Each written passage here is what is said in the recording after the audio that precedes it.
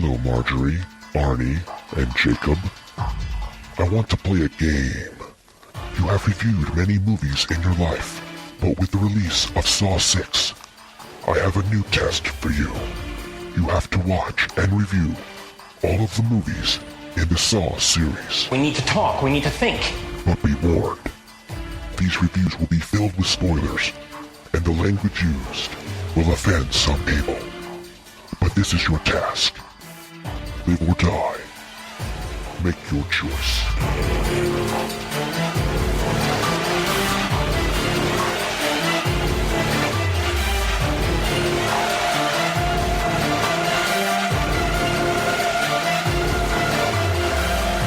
Today we're discussing Saw 4, starring Tobin Bell, Costas Mandylor, Scott Peterson, and Donnie Wahlberg. Directed by Darren Lynn Bousman. I'm Arnie, host of Now Playing. I'm Marjorie. And I'm Jacob. Now, we'd said last time that the writers were making a Jigsaw trilogy, and at the end of part 3, we see Jigsaw's throat cut open. And I remember the pre-release hype for Saw 4, and we saw Saw 4 in theaters again because... We're gluttons for punishment? The mystery was so big that I got drawn in. How are they bringing back Tobin Bell because they've killed him? Is it going to be one of the horror movie cliches? Well, we were able to sew his neck back together and he's not really dead, even though his brain was exposed. Well, they start fucking with us in the very first scene where we get to see the Jigsaw autopsy. But then you get to see Jigsaw junk. Yeah. Got to see a little more Jigsaw than I ever needed to see. The missing piece. We got to see that, but we never got to see what he was doing with those little jigsaw pieces he was cutting out of flesh. Yeah, no, I like the autopsy scene. Not that I liked the gore in it, but it was a definite statement. Yo, this guy is dead. If we're bringing him back, it's going to be some crazy mindfuck. Yeah, it was definitely closing the book on that. Jigsaw is dead. And so how can you do it? And then during the autopsy, what do they find? But remember in the last podcast, we talked about how there was a tape with some candle wax being poured on it. And when I was watching part 3, I'm like, what the hell is that? And it never comes back up. We get to see a flashback of Jigsaw swallowing the wax-coated tape. Does wax help tape go down? No, but I have to say something. There's a movie that is good called Maria Full of Grace about a girl who escapes Colombia by smuggling heroin, and how they do it is by swallowing balloons or condoms filled with the heroin. And there's this big elaborate scene where they have to spray her throat with an antiseptic anesthetized thing, and it's really hard to get these little itty bitty tiny packets of heroin down, and here he is swallowing a cassette tape. Now granted, it's been a long time since I've seen one of those little tiny cassette tapes, but I don't think it was an easy chore, especially when you're dying. Well, keep in mind his brain was cut open. Perhaps the anesthetic also applied to the throat? First of all, I think the wax was there to protect the tape from stomach acids and from getting corroded so they could play it back when they could go back to 1982 and find a mini cassette player. But that tape looked really big after you poured all that wax over. It looked like it had almost doubled in size. And that you couldn't swallow that thing. That's way too big. Yeah, I mean, it's physically bigger than your esophagus, I think. What's really bad is I remembered that from seeing it before that they found a tape in him, but I thought they were going to find it when they were removing the brain. That's what I thought, too, is they're going to say, oh, you know, they talked about how he's got the cut and they take it out. That's where I thought the tape was coming out of. I thought they'd find something up there. Yeah, I did, too. So I was a little bit relieved, I guess, that Jigsaw wasn't putting things in his own brain, but instead swallowing a large hunk of tape, and they cut open his stomach, and there's a cassette. So from the grave, Jigsaw's game is not yet over. And I love when they bring in the detective. Good thing this autopsy, the doctor doing it, is so old-fashioned. He's still using his mini tape recorder. You know, even though it's, 2006 by this time? 2007? Here's the thing. You mentioned in a previous podcast you had to look up a timeline. I have had to look up a timeline as well. If we say that the first movie occurred when it came out, which was back in 2004, I think that this movie probably is still in 2004, maybe 2005. Because everything's happening on top of each other. We find out in this movie, Detective Matthews has been missing for 6 months, and he went missing in Saw 2. And so the question is how much time passed between Saw 1 and Saw 2. I'm no expert on decomposition, but maybe another 6 months. But here's my question. We know it gets really confusing in this, and even watching them all at once, I still don't know when it's supposed to be happening. And I got really hooked because they said there's 2 police detectives walking together, and they say another doctor is missing from the hospital. I thought it was a third doctor. That's how confused I am. I don't know when this took place. And You've spoiled the big twist at the end, is that part 4, well, after we start the playing of the tape, and the tape is left for Detective Hoffman, Costas Mandalore, and he's listening to it, and Jigsaw's like, Detective, you have a test. And then we immediately have another jump cut to police storming a building. They're trying to find Detective Matthews, and instead they find Detective Carey, who died in the last movie. And so you think that this is the beginning of Hoffman's tests. But what you find out at the very end, I'm going to spoil it now, is this whole movie's taking place parallel to part 3. So when they say a doctor's missing, that doctor is Lynn. And when they say another, I guess the first one was Gordon. Yeah, that ending, I mean, I don't know. It screwed me up. It confused me so much, I stopped caring. In fact, usually when I'm taking notes for these movies, I got a couple pages worth of notes. After the end of 3, where it's just like, we're going to go into 4, you talked about how this is like a series, like Lost or Battlestar Galactica. It's just, we're going to go into the next movie. I just stopped caring, and I have like a few notes on this one, but I'm like, well, if they don't answer it in this movie, whatever questions I have, they'll probably get, answer in the next one. And here's my problem. I read a lot of comic books, and comic books, the model is we're going to tell these multi-issue arcs. You get these issues that come out every month, but we're going to take like 6 issues to tell a story. And sometimes, from there's an even bigger story where you have to read multiple story arcs. Fine. But when I pick up a single issue, I want that to be a satisfying story. Sure, it could play into the next issue and riff off the past ones, but I want if you're going to sell me a single issue, I want a satisfying story. And it seems right after I saw Saw 3 and then going into Saw 4 is really where this effect hit me. I'm like, they're not even going to bother telling me a satisfying movie. It's like watching the Matrix sequels where they're just going to end in the middle because they've hit that, that 2-hour limit and come pay us another $10 for the next installment. And it just really annoyed me, and it kind of soured me on this just from the get-go. I don't know. I kind of like the twist that this whole thing is taking place during part 3 because it allowed it to extend it. I mean, it's a little bit of a cheat, but it allowed it to extend it. And I don't know. When we get to the end of this movie, we'll talk more about it. But the way it ties into part 3, I really liked. And it's done in such a way that I think you had to have seen 3 to understand the end of this movie. But for the first 3/4 of it, you wouldn't have had to see part 3. No, but if you hadn't, when you got to that last quarter of the movie, you'd be standing up screaming, "What the fuck?" Yeah, this would have been like, did you see the Planet of the Apes remake? Yes, unfortunately. Yes, yeah. Another Wahlberg movie. Yeah. You get to the end of that, and how do you top the original of the Statue of Liberty? Just a brilliant ending. And so they're like, we got to top this somehow. And Marky Mark gets back to his Earth, and there's Monkey Abraham Lincoln Memorial. And there's monkeys everywhere. And you're like, what the hell?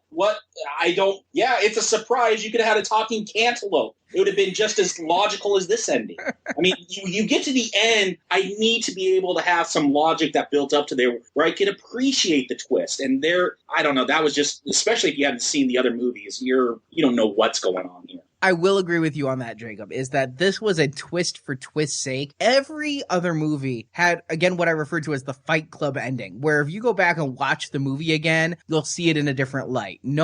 Watching Saw 3 for this podcast, from the beginning, my memory was that it was Amanda's test. Watching that movie knowing it's Amanda's test shows a whole new light on so many of the lines in that movie than the first time you see it when you think it's Jeff's test. Here, you see the ending. If you go back and rewatch the movie, you're not going to see a damn thing in a different light. It's just, hey, audience, fooled you. And it also pisses me off because at the very beginning, as we said, Costas Mandalore's playing that tape, Detective Hoffman, you have a challenge coming. We don't know what the hell it is. We never get to it because the whole thing, when we start with the SWAT team finding Detective Carey, it's a flashback, or it just jumps in time like a Quentin Tarantino movie where now everything's taking place while Jigsaw's still alive. And so that whole beginning, is it going to be answered in 5? I really don't remember.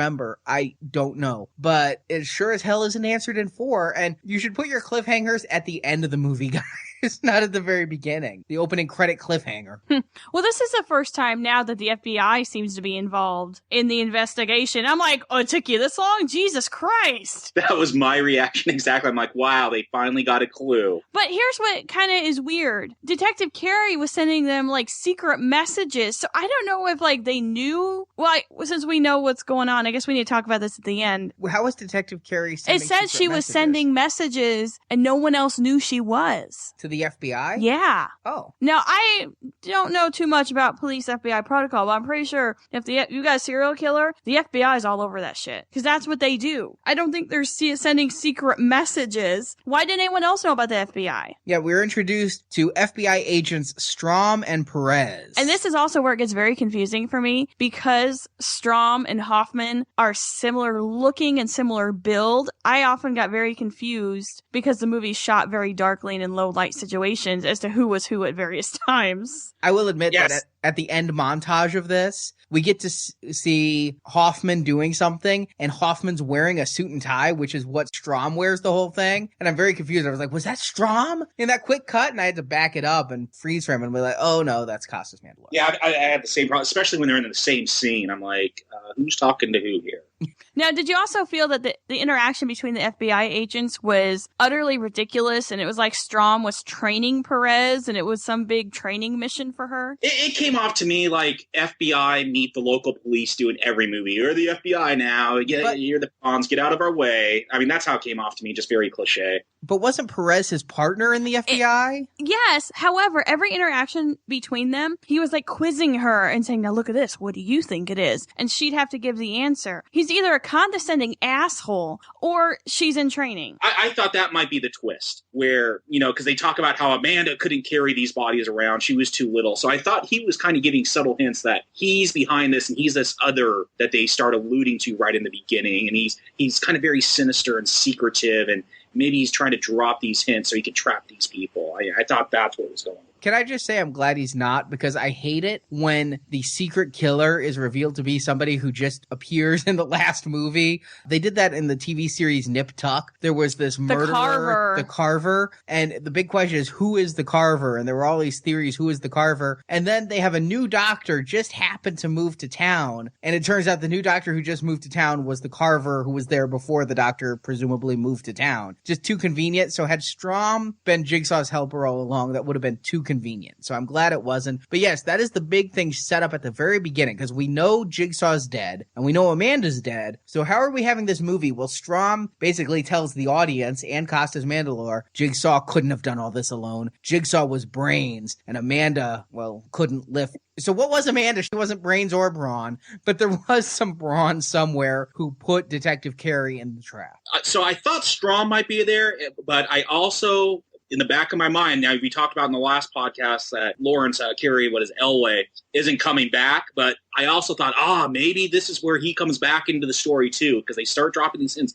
There's someone else. I'm thinking either the FBI guy or Lawrence is back. Now, this movie started out after the autopsy scene with two guys, like, attached to a pulley. One has his eyes sewn shut and one has his mouth sewn shut, and they both are attached to this chain. I found out on Wikipedia, the guy with his eyes sewn shut, his name is Trevor. I don't know where people got the name, but he's Trevor. Okay, and the guy with the mouth sewn shut is Art. They probably like Star Trek and Star Wars, where they make up names for people. But they don't have a challenge. It just seems to be gruesome for gruesome's sake, where they have to play a tug of war. They trip the little wire, and then the pulley starts pulling the chains in, and which is eventually kill them both. Yeah, and so they have to like basically beat each other. Art, because he's got eyes, sees the key on the back of Trevor's neck on his collar, but then we are not treated to anything. There's no tapes. There's no test. What did Trevor do? And with his eyes sewn shut, I'm guessing he was another voyeur. But Art does the very sensible thing and rips his lips apart after he gets free. You would have thought he would have wanted to do that, right when he wakes up and finds out the situation. He can rip those threads off and go, yo, I'm on your side. Your eyes are sewn shut. We're both chained up. Hey, turn around. Oh, you got a key there. Let me open that. Instead, he does that after he kills the guy. I actually had to rewind it because I couldn't figure out why he'd do that. Because after he's free, if my lips were sewn shut, I would stumble to the nearest emergency rooms to get them cut back open instead of just tearing my lips off in a yowl of pain. So I thought he was getting pulled into the machine, that the key, it might have been a trick, because Jigsaw loves tricks. What Art would have had to do was rescue Trevor. The key on the back of Trevor's neck was for Trevor's lock, and the key wouldn't work for Art. And so I had to rewind to make sure Art really got out of that collar, because I thought, why else would he rip his lips apart? Because it's gruesome, and that's why people are watching. So that's why. So when the FBI agents are introduced, we're also introduced to a new cop, Detective Rigg. Now, this freaked me out because Rigg is close to Riggs, and Riggs and Murtaugh. Murtaugh is played by Danny Glover, who was in Saw 1. Thank you. I picked up on the same thing. I had to wonder if it was some kind of nod. Who are Riggs and Murtaugh? The two cops from Lethal Weapon. Riggs is the Mel Gibson character, and Murtaugh is the Danny Glover character. Well, Costas Mandylor is Australian, so maybe there is your tie. I told you. I said in the last podcast, there's some vast Hollywood conspiracy going on with these movies. We're piecing this together. Why do you think the killer's named Jigsaw? It's a hint that we need to start piecing things together. Now, Rigg is a black man. Jacob, in the last podcast, you said you wondered if there was some inherent racism. Rigg here is our protagonist. He's the hero of the movie. He's trying to save both Hoffman and, back from part 2 and part 3, Detective Matthews. Donnie Wahlberg is hanging tough with a chain around his neck on some ice. I can't believe you just said that. Oh, that's awesome. God, I hate New Kids on the Block. Again, I kind of liked Rigg because he was on the SWAT team in the I think at least in 2 and 3. He might have been in 1 as well. I'm not sure. No, he wasn't in 1, but in 2 and 3 he was on that SWAT team. I recognized him from that. So again, at least here's a character that's made it alive through a few of the films. So maybe I could invest something. Yeah, he is the hero of the film, or at least the main protagonist. But here's the thing, and we're going to get into what his game is. But basically, his game is to do nothing. And I got that right away. It's to be lazy, like the stereotype a lot of people put towards black people. So I still think the inherent racism is there.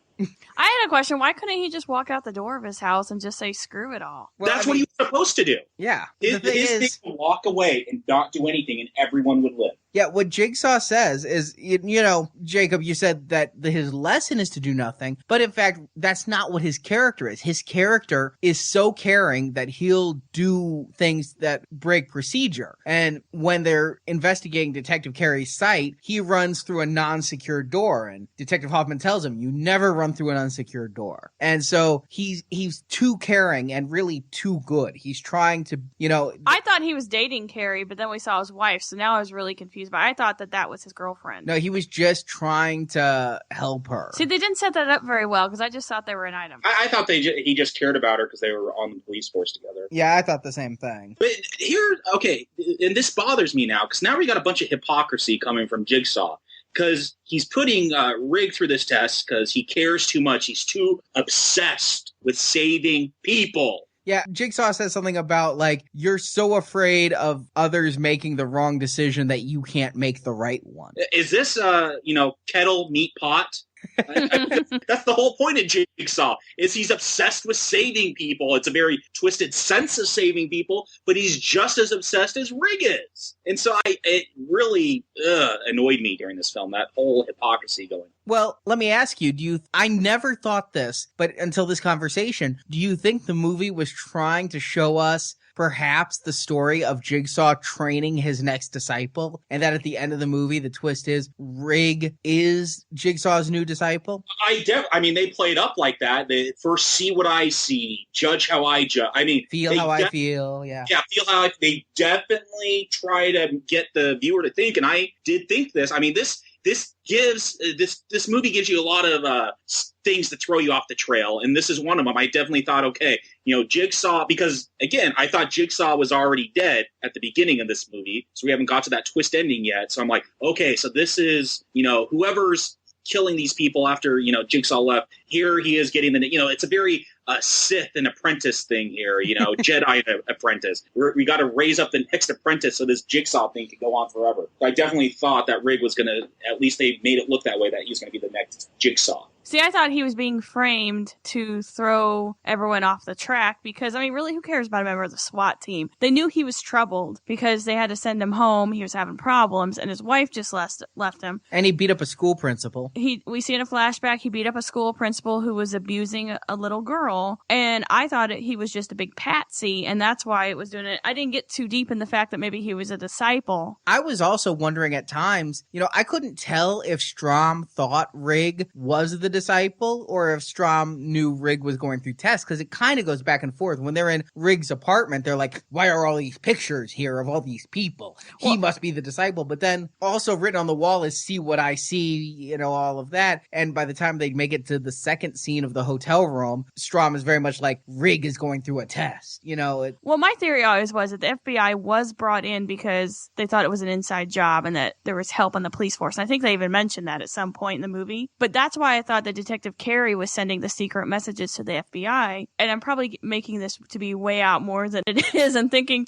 way too hard about this movie. But I think that's why no one else knew about the FBI, is because Carey knew someone inside was helping Jigsaw. And that's why he was never caught. I mean, come on. Look what the guy's using. How could they not catch him? Yeah, I thought when they had Strom thinking it was Rigg doing this stuff, I just thought it was him using bad logic. I'm like, really, if I'm a killer, I'm going to have all these pictures up in my house. I think they're trying to throw the viewer off with that. I didn't think it was very convincing, though. Now, come on, Jacob. You've seen movies before where the killer always has newspaper clippings and pictures up about his victims. I in fact, have a collage of that in my own room here.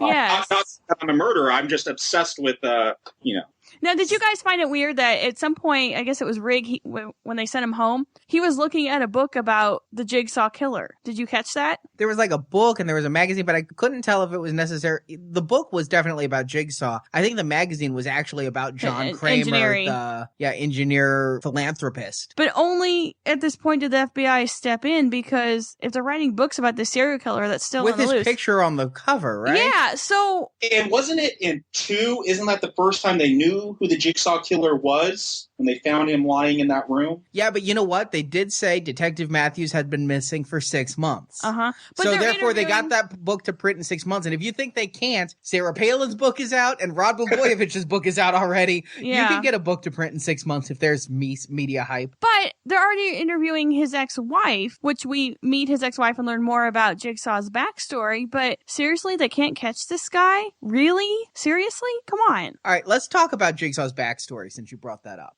Because there's a lot of backstory here. Yeah, half of this movie is told in flashbacks to show us why he's the Jigsaw killer. Did we need a why? I kind of got the why in part 1 because my life was pointless and now I will make everybody else's life better. We talked about it, the Fight Club thing. This is what I hate about mainstream Hollywood movies, is that they always have to destroy the mystery. Mystery is always so much better. Your imagination is always so much stronger than whatever they're going to throw on the screen.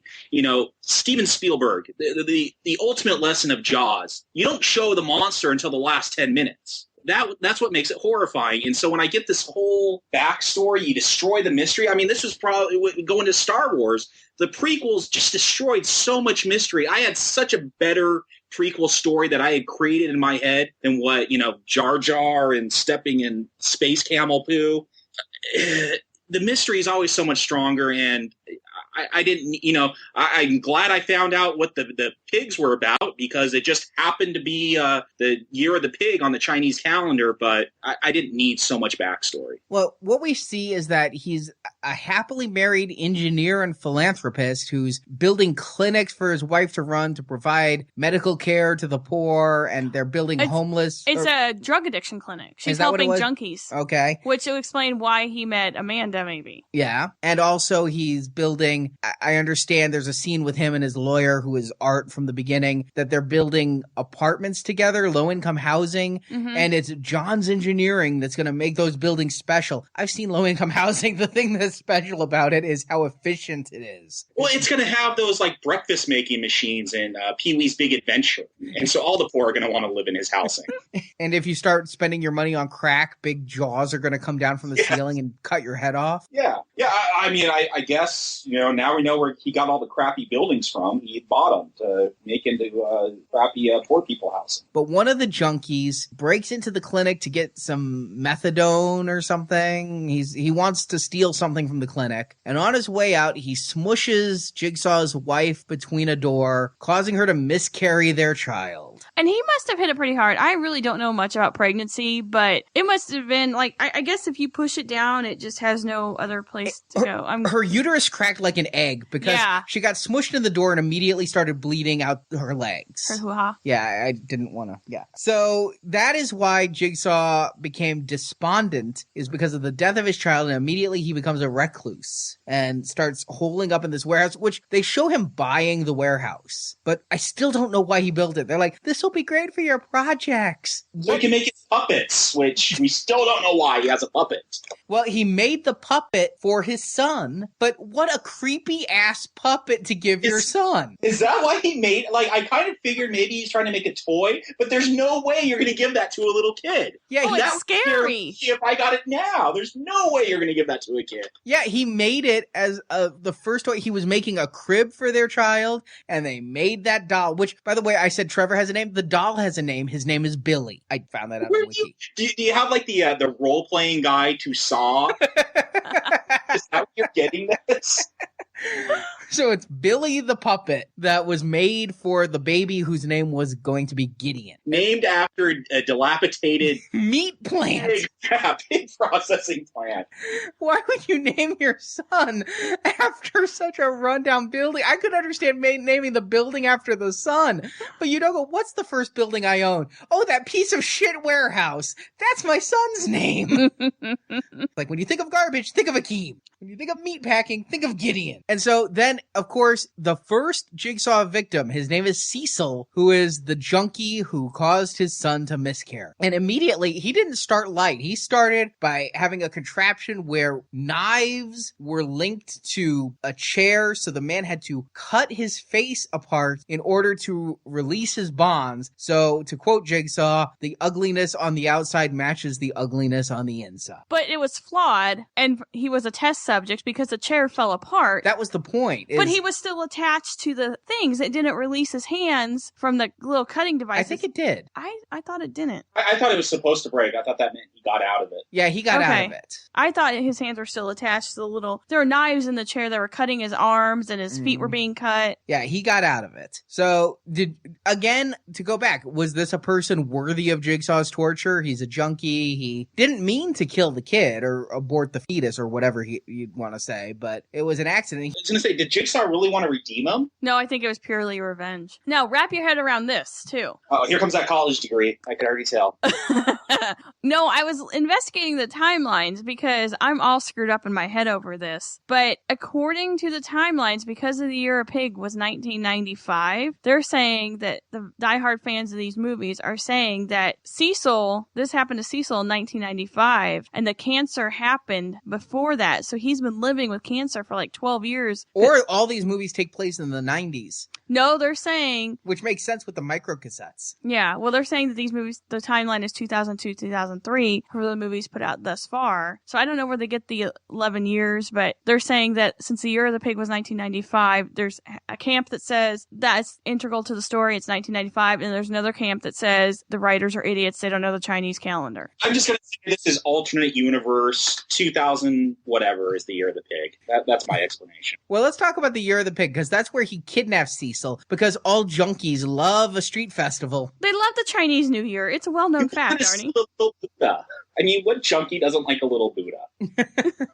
And so John just happens to grab a mask, which is a pig mask, which I think would have been far better had this been the pig mask used since the first movie, because it's like this cartoony, porky pig, got big eyelashes and bright eyes, pig mask. No, it's like Miss Piggy. It's like if Miss Piggy was a brunette with the long flowing hair. I thought that was a great pig mask, and it's just that random. Is he kidnaps the guy at a street festival for Year of the Pig, and so from that moment on, he has a boar's mask fetish. Here's my problem with that, is that here's an engineer. His whole thing is he's so methodical. Everything's clockwork and logic. but yet he chooses to pay it because that's the year it was on the Chinese calendar. And it just happened to be there. Yeah, and it just happened. It just seems to go against what the whole mythology of Jigsaw is supposed to be. That's very true, but keep in mind, this was early on. He perhaps wasn't that methodical back then. It's before he started moving towards the branding of Billy the Puppet. Or perhaps this is Saw 4, The Revenge. This time it's personal. But then, after Cecil gets out of the chair, he then attacks John, which I would too,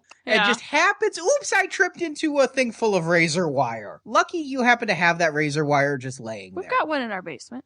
He's setting up the trap that they show in the first Saw movie with the razor wire. Oh, that's right, with the stomach acid. Did you not get that? I just thought he's Jigsaw, he has razor wire. You know, it's a home warehouse defense kit. I didn't tie it to the first one. I mean, that's what I figured it was from, or who knows, though. It doesn't matter by this point.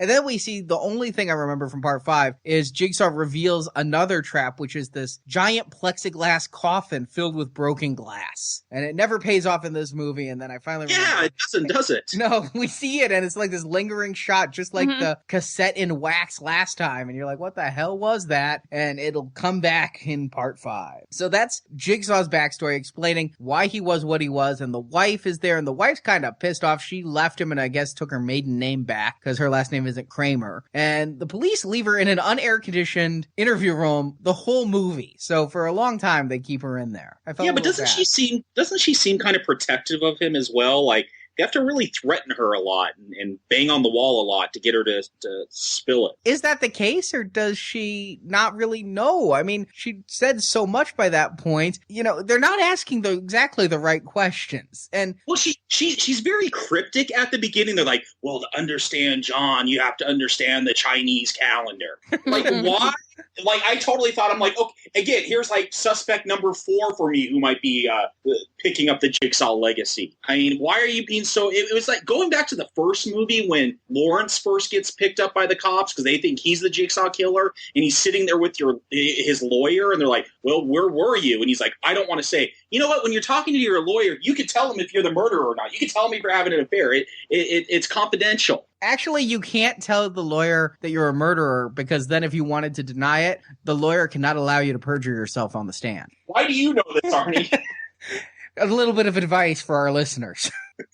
But you know what? If you're being suspected of murder, you're not going to admit to having an affair, so you have an alibi. I mean, and that it just rubbed me the wrong way with this, where she's being real cryptic at the beginning. I'm like, if you have nothing to do with it, if you want to save these people, if you don't want to protect your husband, why don't you just spill it? Yeah. She is a cipher. We don't ever find out much about her other than, well, she's his wife, and she does lead them both to the Gideon meat plant because Strom has the big revelation at the end. Wait, didn't he name his son after that dilapidated building? Where is the building? No, and great coincidence here. At the first clue in Rigg's apartment, it has that, your 4 walls, home is 4 walls. And then that's the headline of the newspaper he happens to be holding, which has the Gideon meat processing. So I guess Jigsaw or Jigsaw's mysterious helper wants Strom to find the Gideon meat plant? By this point, Perez has been incapacitated, correct? By the puppet that blew up in our face? Well, not at the very beginning where they find the 4 walls make a home. Perez gets incapacitated at the school. Right? Okay. No, at the lawyer's office. No, it's school. No, I think they're still in the school. Yeah. And they, okay. I don't know. So, yeah, I mean, with the whole thing with Strom, because he becomes so central at the end of it for, surprise twist. I don't know. Just a lot of coincidental things start happening now. So the whole big key to this is you see Matthews on a block of ice and Hoffman in a chair. As the ice is melting, it is becoming water around the chair. And if Matthews falls off the ice, then it's going to create a circuit that's going to fry Hoffman. And they're being watched over by this mysterious man in black. In a hunchback. Jacob, you said you thought it might be Elway's. Yeah, because he had that limp. I didn't know who it was. It turns out it's Art from the very beginning, and we find out he was John's lawyer and friend. He also was the lawyer of the principal who Rigg beat up. He's basically the only lawyer in whatever city this is, because he defends everybody. Didn't he have like 3 other connections? Didn't he also defend the fat rapist and yeah, the rapist, the prostitute, and the child abusers, he all defended. Mm-hmm. And he was John's lawyer, too, because, when I need a business lawyer, I want the one who defends the rapists and whores. Hey, if you're going to be on the defensive side, I mean, this guy got him off, so he must be good. That's all I'm saying. Johnny Cochran, you might not like the guy, but he's able to get OJ off. I'm going to go with him if I need some legal finagling going on. And so Art is there, and so Rigg finally is led to Gideon after going from place to place. And the final thing is he needs to not break into the door. There's 2 minutes left on the clock that he thinks is going to kill Matthews. Matthews is even yelling, "Don't come in." Matthews shoots Rigg through the door. Another wonderful shot. These people are great when only given one bullet. But Rigg still punches the door down, which causes Matthews to have best death of the movie. Yes. With 2 big bricks of ice crushing his head. He is not returning for Saw 5. We didn't expect to see him in 3, didn't expect to see him in 4. He's gone now. That was just, wonderful. I love the shotgun death in 3. I like this one as well. I don't know if I liked it more. The shotgun death, he had the cool brain stem and the hair and the chunks of meat, but the actual watching the head explode is pretty fun. And so Rigg did not learn his lesson to not save people, because at the end of the 90 minutes, Art could have pushed the button that would have freed everybody, but instead Rigg burst in, Matthews is killed, and then Rigg shoots Art, and Art shoots Rigg back, and that leaves Hoffman in the chair. He kind of just sits there for a while. You don't know what's going on with it. You're thinking he's supposed to get electrocuted. He's just sitting there. Didn't you guys kind of wonder, because we're also seeing Hoffman doing police work, and here he is sitting in this chair. We only saw him at the very beginning investigating Carrie's death. Mm-hmm. We never saw him again, so he was just in there. Again, we were seeing Strom. Mm-hmm. You might have gotten confused. Damn it. God damn it. We do that. It's very similar looking, and they need to do something about that. Did they ever explain Hoffman's disappearance, how he was caught? Or does he just show up in that chair? He just shows up in that chair. Okay, that's what I thought. Well, we find out at the very end why he's in the chair. Big reveal, he was Jigsaw's other helper. And so he just put himself in the chair. And we get to see flashbacks where he's hoisting Carrie onto the trap. And he's even the one who wrote the note for Amanda that she read in part 3 and broke down in tears, and we still don't know what that note said. Yeah, we still don't know what's going on with it. Oh. Perhaps it says, haha, he likes me better. And Jigsaw obviously knew what the note said or knew there was a note, because it's Jigsaw who says, "I've left you a note in a drawer in my desk." But if Hoffman put it there, does Jigsaw know what the note says, or did Hoffman replace the note with something else? Who knows what the hell's going on there? So that's our big twist. Here's what pissed me off about this twist, if I can say. It's like we're mirroring part 2 in certain respects, because in part 2, you see Shawnee Smith as part of the trap, and you think she's one of the victims, and at the end, she was in on it. The exact same thing happens with Hoffman here. The difference is Shawnee Smith had a reason. You saw her in part 1 going, "He saved me." And in part 2, you're like, well, he saved you. I guess why are you back? And you could have deduced that she was in on it, perhaps. Here, why the fuck was Hoffman helping him? Well, Artie, there's a very subtle clue, and it doesn't give the origins to why Hoffman's there, but there's something Jigsaw says in one of the flashbacks. He says, things aren't sequential. Good doesn't lead to good, bad doesn't lead to bad. And I think that's really the key to figure out these movies, is that they're not sequential. They're just going to fuck with your head to tell a good twist story. And if you got questions, maybe they'll be answered in the next film. It doesn't matter, because things aren't sequential. That's very, very true. Because this is where it all ties in, and we find out it's parallel, because Strom is also investigating, because every climax of these movies has everybody converging seemingly on the same location. And Strom is also at the Gideon warehouse, and he's moving in, and you think he's going to find Matthews and Rigg and Hoffman. No, he finds Jeff from the last movie and Lily, or whatever her name was, with her head all blown off. And Lynn. You made up a new name for her this time. Yeah. Congratulations. And Jigsaw's there, dead. And that is what Strom comes into. And Jeff has a gun. Now, if we remember in the last one, Jeff had a gun, but it only had the one bullet. Jeff points the gun at Strom, screams, "Where's my daughter?" So Strom Strom kills Jeff, and that is the 4th death. Remember, Jigsaw said last movie, you have ended 4 lives. Jeff died moments after 3 ended. Now, did you think when it first showed Jeff, I thought this was a continuation from 3 where he's still looking, I don't know, for 6 months or whatever, he's been walking around this warehouse looking for his daughter. Did you start piecing that maybe there's something going on with the timeline when it first showed him, or? I'll tell you the truth. When we first saw 4, I did not remember Jeff, and I had no clue what the fuck was going on. Arnie, you still don't remember Jeff. You can't get his name right either. And this time, I knew, because that was the only memory I had of 4. I remembered nothing else except Costas Mandalore is evil, and this one takes place at the same time as 3. Those were my 2 things going in. So I never had the joy, I guess, of the mystery, because the first time I was just confused, and the second time it was spoiled. What about you, Marjorie? I'm still confused. But I did go into it knowing that Costas Mandalore was evil. I just like saying his name, too, because it's a great name. How could you not play an evil character with that name? But I guess Detective Hoffman is so much less good. Yeah, definitely. I have trouble because I'm so confused. So here's my thing. I'm confused. Strom walks in. Jigsaw, Lynn, and Amanda are all dead. Jeff pulls the gun. He shoots him. Strom shoots Jeff. Is the door closed? Oh, no. And then Hoffman comes and closes the door. And says game over, because somebody has to say game over. And then, but the beginning, it starts with the end. There's Jigsaw's body. So obviously, I don't know. Maybe this is all coming back up in 5. What happened with Strom when he closes the door and how they got Jigsaw's body out of there. I don't... I'll give you a little spoiler. Yes, it comes back up. I remember 5 much better, because 5 is what gave me the idea that we had to do this series. Because I watched 5 and I'm like, I don't know who any of these fucking people are. I just need to sit and watch them and make 2 other people do it with me.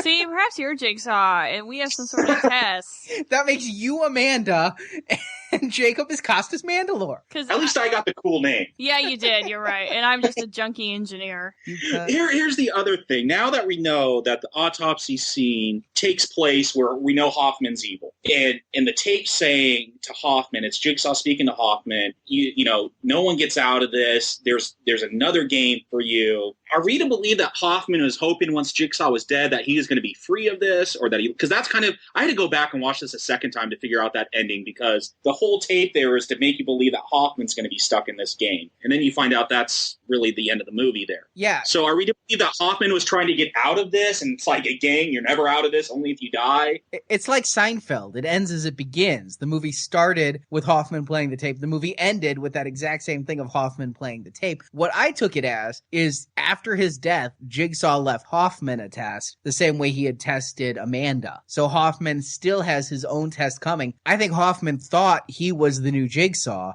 but instead he finds out Jigsaw has a game for him. But, you know, I think a lot of this, we just need to see 5 at this point. And what sucks is we're lucky because we get to see 5, you know, today if we want. But when this came out, when we saw this in theaters, we walked out, we're just like, what the hell? And we would have had to wait a whole year. The nice thing was we were able to rewind, because I'm like, what was that? Go back. Because, oh my God, yeah, you can't just watch these alone. Absolutely not. You have to watch these in sequential order. Could you imagine movies like this coming out before the days of VCRs? Oh my God. Yeah, there would have been riots on the streets. You'd have to have, like, books coming out telling you what happened in the previous one or something. I still need a book. I actually went online. I'm like, there's got to be like this, because I hear this. I guess this movie has a big cult following. That's why there's 6 of them and more to probably coming out. And they're already writing 7. Okay, but they make a ton of money. So I'm like, there's got to be Saw fan sites, because there's obviously people that love these movies. I don't know why. Jigsawslayer.com. I think that might have been the one I actually looked at. I just did a Google search because I'm like, Jigsaw Saw movies timeline, because I was just so confused by the end of this movie. And the thing is, I gotta wonder, are there people who have annual like Saw viewing parties? Because I gotta say, I feel good going into Saw 6. It opens the Friday after we're recording this, that I'll have Saw 1 through 4 pretty fresh in my mind. But when Saw 7 comes out next year, I'm pretty sure I'm gonna marathon these again, because otherwise I'm gonna be lost. Arnie, people do have these marathons, and I found this out because I've never seen these movies before, and I was talking to this guy I work with who is a Catholic priest, and as a side job he works for the company that I do, and I was and he he's a big horror fan, which, you know, if you're that involved with Catholicism, I would have to think you're a big fan of horror. And so I brought up, I'm like, yeah, I'm watching these Saw movies. He's like, oh, I watch those every year. I have a big Saw party every year before the new one comes out. So yes, people do have Saw parties. You'd have to. You would have to. Because these movies demand multiple viewings. They do. Whether you like them or not, if you even want to comprehend the plot, you must watch them multiple times. If you just don't care enough that you don't care to understand what you saw, you could walk away. But if you want to even be able to discuss the plot, you have to see them in multiple times. And after each new one comes out, you have to go back and rewatch the old ones to see what it changed. Yeah, it's just, it's an investment. And honestly, I mean, if there's someone that's a big fan of these, I would like to know why, because this is such an investment. And yeah, there's little tricks here and there, and there's clever little writing things in there. It's just not worth it to me, though, to get this invested when you're going to have to wait a year between installments. I'm the same way. I enjoy these movies. I really do. I have a fun time watching them, but I can't see myself being a devotee of Saw. I can't see myself, you know, if they had Saw EU novels, reading them, and a Saw MMORPG playing it and trying to figure my way out of the puzzles. There are video games. There's one coming out, yeah. Really? Yeah. I don't even want to think what it's like. It's probably like Myst, where you have to put the puzzles together. Yeah, it's probably going to come out on DS because, you know, you got your stylus there. It's already like a crossword or something. I don't know. But, you know, I couldn't see myself being so devoted to these that I would watch them multiple times, you know, throughout the year so that I'd remember them at the next time. I could possibly see doing the Saw party every year if somebody else had one. But that would be about the limit. To be such a devotee of these movies would just be, you know, they're enjoyable, but they're not something you're going to base a religion on, you know? The one thing that pissed me off about Saw 4, the little girl is never brought up. Nope, other we than never see her again. Jeff yelling, "Where's my daughter?" We don't. Well, she was probably obsessed with Barbies or something, so she deserved to die for her obsession. So don't feel bad for her. Yeah, I just feel like Jeff's daughter got the short end because at the end of 3, you're like, oh God, what's going to happen to that little girl? And you don't know. What the hell? You know, they just completely let that drop, which is very unlike them. They are not the kind of people who let things drop like that. Yeah, maybe in 6 she'll show up. Who knows? She's a new Jigsaw. Killing other kids on the playground. If that's Saw 6, I'm going to be a fan of it. I'm always a fan of the child as the ultimate evil because children are evil. So the Jigsaw puppets will be like little hand puppets made of felt, and all of Jigsaw's contraptions will be Tinker Toys and Legos. You're okay. I think, you know, they're saying they're stopping at Saw 7. We got Saw 8 ready to go if they want to keep going with the franchise. Saw prequels, Little Jigsaw. Yes.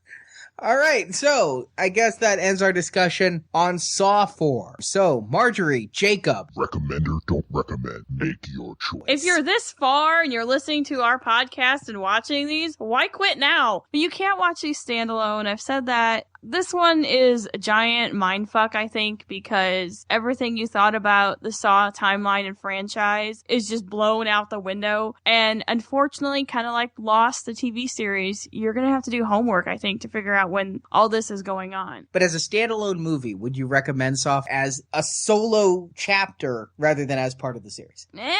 Probably not, because I think a lot of the convenient storylines were just too convenient, and I think they're really just kind of stretching it kind of thin at this point. Maybe it's going to pay off in part 5, but we'll see. Look, I can appreciate when someone wants to do something crazy artistic. They got some crazy theory and they're trying to bring it into the material realm. I could appreciate the fact that these Saw movies, they're trying to do a long-term, 9-10 hour movie, whatever, once all these movies are put together. I could appreciate the ambition. However, if you're going to put these in installments, I need each installment, especially with a year in between, to be satisfying. It needs to be a satisfactory story. And Saw 4 isn't satisfying. It has the twist at the end, and it seems like that's all it has going for it. If it didn't have that twist, there's nothing in there to make me talk about this movie. And sure, every Saw movie, it has the big twist at the end. This one just seemed really stretched out and thin and just not worth the investment.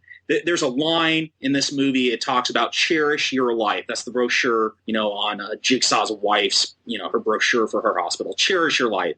And I'm going to say, viewers, cherish your life. Don't waste your time with this movie. Maybe by 7, it will be one satisfactory story that's satisfying. Watch them all then. I do not recommend Saw 4. And I'm kind of in the same boat with Jacob, is that I really do appreciate what they're trying to do here, because I cannot think of any other movie series, period, that is this intertwined. None. They all are more self-contained. That said, they're all a little bit more satisfying because of their self-contained nature. This is almost, what I can compare it to is perhaps the HBO TV series True Blood. And trying to review each of these movies is like trying to review a single episode there when you need to be reviewing the series up to that episode, because everything just continues in the next one. But by Saw 4, I'm just a little bit tired of the everything you know is wrong twist. It's a little bit played out. At some point, are the movie makers ever going to tell us something that's right? Because everything we've always known is always wrong. The trick that made me like Saw 1 and Saw 3 is that I was able to identify with the plot. Saw 1 had some novelty to it, and Saw 3 had Jeff, the character. Here, again, I didn't really find myself caring about Rigg. I didn't care about his trial. I didn't even know, Jacob, you said that woman was a whore. I was guessing she was a whore, the woman in Rigg's apartment. You don't even know what some of these people have done. It seemed like a stretch, and overall, I was just a little bit bored. I didn't enjoy this movie, and I felt the twist at the end was not justified. Now, I know they're building it with Saw 5 in mind, but that doesn't make this movie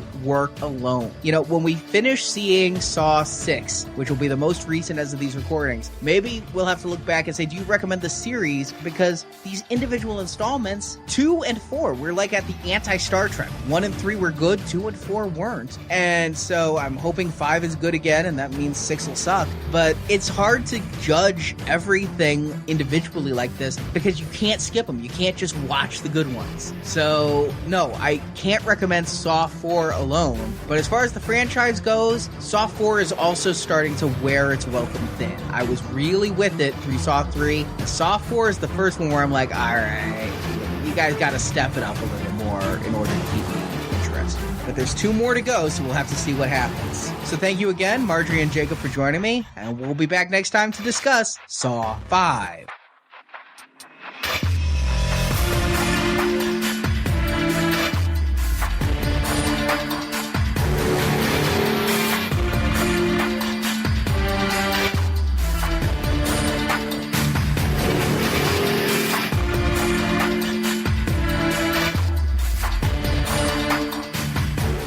Thank you for joining us for this episode of the now playing Saw movie retrospective.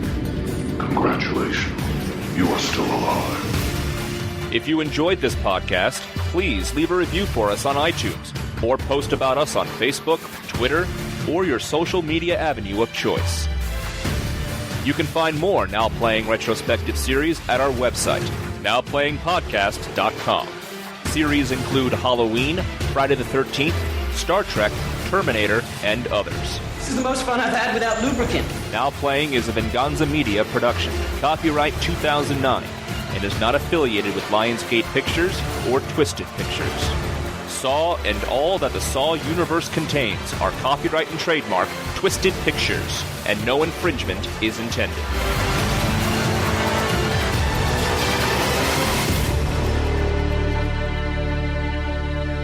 Game over.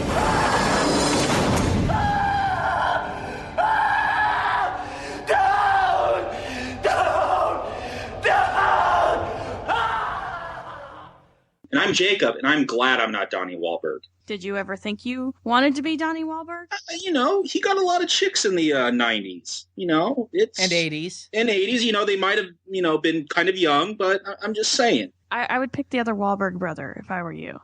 If I had to pick a new kid, that's all I'm saying. Donnie was the bad boy. He was I can't the tough even guy. name another new kid. Come on, Jordan, John, Babyface one. Jordan, John, Matt, and Luke. I don't know. It just reminds me of Conan O'Brien's old skit with his boy band, Dudes Aplenty. And there's the one who had his eye covered like a pirate, and it was hilarious. It was old Conan when it was great.